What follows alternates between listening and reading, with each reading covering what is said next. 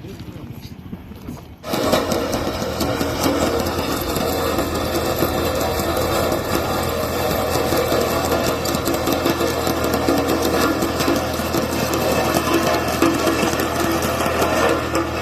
શહેર ડિવિઝનના police station city A, B અને C એમના દ્વારા જેટલા પણ પ્રોહિબિશનના કેસ કરવામાં આવેલા હોય અગાઉ, એમાં જે કેસોમાં કોર્ટ દ્વારા મુદ્દામાલ નિકાલ માટેનો હુકમ કરવામાં આવેલો હોય એ તમામ ગુનાના લગતા જેટલી બોટલો છે પ્રોહિબિશનને લગતી અંગ્રેજી દારૂની, એ તમામ બોટલો કુલ મળીને જે 8,604 બોટલો હતી જેની આશરે કિંમત 30 લાખ થાય છે.